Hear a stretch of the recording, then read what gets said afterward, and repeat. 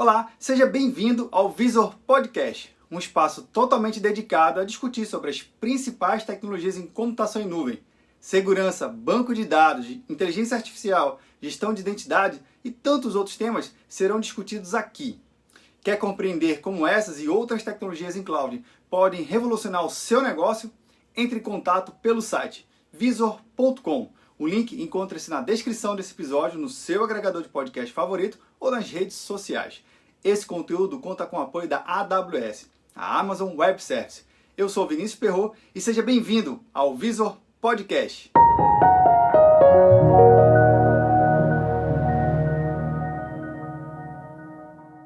Olá você que nos acompanha na nossa minissérie, seja muito bem-vindo. Hoje a participação é com Gustavo Ribeiro e com Diogo Dantas. Gustavo, seja muito bem-vindo. Tudo bom, Vinícius? Tudo jóia. Diogo, seja bem-vindo. Obrigado. Massa. Pessoal, a gente vai falar de um tema que é importante, que é a gestão financeira em nuvem, que é algo que já é praticado no ambiente on-premise, porém em nuvem, com o advento e a escalabilidade desse processo, ganhou um nomezinho diferente, um nome chamado de FinOps. Primeiro, explica que danada é isso. O que é FinOps? FinOps basicamente é o termo que a gente utiliza, né, onde você vai juntar o conhecimento operacional, por isso o Ops, né, e o conhecimento financeiro. Então, hoje, dentro do mundo da computação em nuvem, onde as pessoas que operam estão ao mesmo tempo operando e comprando recursos na nuvem, né? Porque a nuvem é isso, você basicamente paga por aquilo que você utiliza. Então, toda vez que você toma a decisão de subir um novo recurso, você está comprando nuvem. Então, é muito importante a pessoa que está no operacional também ter a consciência financeira sobre aquele recurso que ela está subindo, para evitar, inclusive, algumas surpresas desagradáveis, que a gente vê, inclusive, infelizmente, mais do que a gente gostaria, né? De pessoas que acabam subindo recursos sem saber quanto aquilo custa e, de repente, vem uma conta enorme. Então, FinOps basicamente é isso, é você ter a cultura financeira dentro do meio operacional, saber quanto custa cada coisa que você está subindo e o porquê que você vai subir dentro daquela estratégia. Massa. Só fazendo um ponto atrás. Antigamente, na gestão financeira do ambiente on-premise, ele era muito baseado em ciclos, né? Você tinha que completar aquele ciclo. Só para explicar para quem está nos acompanhando. Você comprava um storage e ou você usava 100% dele no planejado, 3 anos, 5 anos, e ali aquela compra era efetivada, era concluída com a compra mais o uso técnico. Se de repente você usasse mais num período menor, você tinha que fazer uma aquisição mais rápida. Então, normalmente, esse movimento financeiro no ambiente on-premise só acontecia nesse ciclo. O que você me falou, Gustavo, é que o ciclo agora é muito mais rápido, porque eu posso fazer ajustes literalmente em tempo real, ajustes técnicos que possa refletir diretamente na minha conta no final do mês. E isso gera uma necessidade diferente entre a equipe técnica e o gestor financeiro. Eles têm que se comunicar mais rápido. Esse ciclo, então, é o que você está falando? De eu ter essa capacidade de ajustes em tempo real, é isso?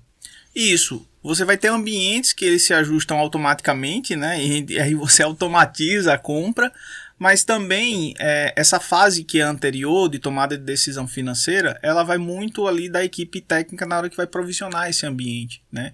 Então eu diria que o primeiro ciclo acontece quando você está pensando a arquitetura, junto com tanto o time de infra quanto o time de dev. Então as decisões da arquitetura da aplicação no desenvolvimento, ou as decisões do time de infra nos recursos que ele vai subir, vai impactar bastante em como vai se gastar recurso, né? Como se vai gastar em nuvem. Então essa estratégia, a grande vantagem em relação ao on-premise é porque você pode errar, que você facilmente consegue consertar esses erros, porque basicamente você pode alterar qualquer peça ali on demand, né? Mas é muito importante você pensar na arquitetura da aplicação antes, porque uma pequena mudança de estratégia, como você vai consumir um tipo de recurso, pode fazer diferença de milhares de dólares, né? Enfim.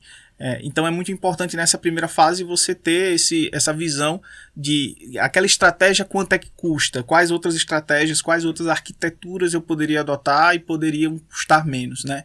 E os próximos ciclos, basicamente, são acompanhar o amadurecimento dessa aplicação, novas funcionalidades, novos recursos e as gerações de recursos que vão sendo disponibilizados na nuvem, né? Então, da mesma forma que no on-premise vão surgindo novos processadores, novos discos com mais capacidade, com mais velocidade, isso também vai surgindo na nuvem. Então, a equipe precisa revisar tanto a sua estratégia de arquitetura quanto também a geração dos recursos que você está utilizando. Agora, vamos lá. Como é que eu economizo efetivamente em nuvem? Você tocou num ponto crucial agora, né? Porque realmente a gente tem uma mudança de paradigma da questão financeira da TI com a nuvem, né? Antes se pensava realmente nesses ciclos, você comprava máquina, renovava data center, aumentava storage, etc. Tudo isso levava um tempo para ser feito e uma quantidade enorme de recursos, né?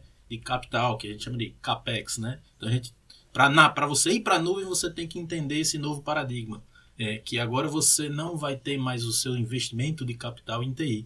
O que era investimento de capital passou a ser investimento, despesas operacionais. E para você conseguir gerenciar isso, a nuvem te dá diversas ferramentas, dashboards de visualização, gráficos, alarmes, quando você está gastando acima do que você precisa, tudo isso a nuvem te dá. E para economizar, além de você ter um monitoramento ativo em cima disso, a partir das ferramentas que a nuvem te dá, entender como funcionam os seus workloads, Gustavo citou muito bem, você tem que pensar no custo já na arquitetura e no desenvolvimento do seu software. É aí onde está a grande economia da nuvem. Se você vai para a nuvem com a cabeça no on-premise, pode se dar mal, principalmente na parte financeira.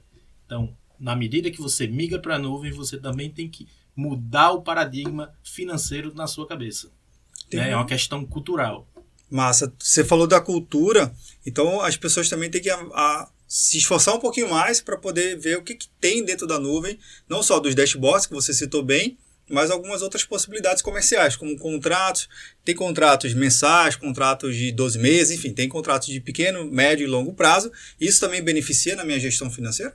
Sim. Hoje, se você consegue atingir essa previsibilidade, né, você amadureceu dentro da nuvem, já conhece qual é o seu baseline, né, o quanto você gasta ali pelo menos na nuvem, você pode fazer um acordo, fazer uma aquisição do que eles chamam de reserva, né, o saving plans dentro da AWS, e com isso você consegue desconto baseado na previsibilidade, ou seja, desse ponto aqui para cima é o que eu vou utilizar, não menos do que isso.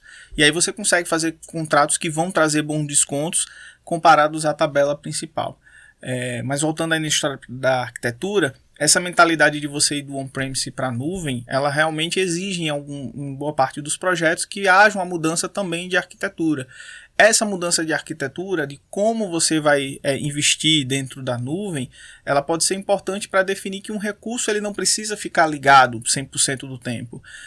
Um recurso ele pode simplesmente adotar uma estratégia financeira onde vai ser pago por requisição, pago por consumo do acionamento daquele serviço e não você pagar pelas horas que aquele recurso está no ar. Então tudo isso ele precisa ser pensado antes, né, em relação à arquitetura, e uma vez que você está lá, você, como o Diogo falou, você pode acompanhar os dashboards, os relatórios, entender como a sua nuvem é consumida, e aí entendendo que você tem um baseline, que você tem um mínimo para trabalhar ali, você vai e adota as suas estratégias de saving plans, de reserva, para conseguir descontos, e aí então você basicamente vai pagar aquilo que é variável ao longo dos meses. Massa. Então, o que a gente pode tirar como aprendizado desse episódio é que não existe uma arquitetura definitiva. Aquela que eu defini, criei e ali vai ficar estático para todo sempre. Não, né? Eu tenho que estar sempre acompanhando alguns indicadores, a evolução tecnológica também em nuvem, e aí trazer o arquiteto e a sua equipe ele tem que estar sempre atento para poder estar atualizando e, obviamente, fazendo os ajustes técnicos e financeiros. É isso que eu entendi bem? É isso mesmo. Não existe arquitetura definitiva em nenhum aspecto da TI, na verdade, não só no financeiro, mas também no financeiro, como você está falando.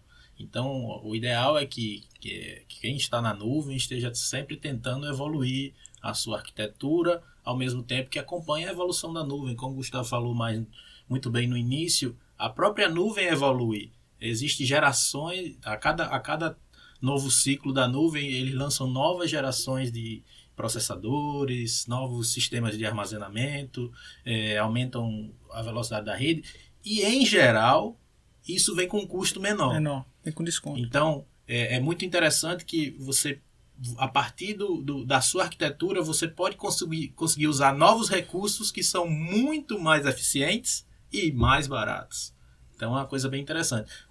Acho que um exemplo que a gente podia dar aqui, Gustavo, é o uso dos processadores ARM, né? Que nem toda aplicação tá pronta para isso, né? Porque precisa ser compilada para rodar em processador ARM. Na AWS, Gustavo, me corrija se eu estiver errado, mas em geral você consegue uma economia de até 40% em relação a processadores x86. Então, mas isso é uma mudança que passa pelo desenvolvimento do software, passa pela arquitetura do seu workload. Então, realmente, o ponto nevrálgico, se a gente pode falar assim, das finanças na nuvem é a arquitetura. É o principal. Olha, esse ponto aí da arquitetura ARM a gente vai deixar para o próximo episódio, porque realmente tem muito o que falar, e aproveitando muito a evolução da própria nuvem e a capacidade de economia e otimização das aplicações, né? A gente está vendo aí que nas tendências que a arquitetura ARM está ganhando bastante espaço, um espaço esse que era dominado por x86. Isso é verdade. Mas, pessoal, fica aqui o meu agradecimento. Gustavo, obrigado pela participação no episódio. Valeu, Perru. Diogo, obrigado pela participação no episódio. Valeu, até logo. Legal. E você que nos acompanha, tem alguma dúvida, algum comentário? Você é arquiteto, já parou para pensar em ter que refazer sua arquitetura de instante a instante? Pois é, não existe arquitetura definitiva. Comenta aqui embaixo, compartilhe, deixe seu like e até o próximo episódio.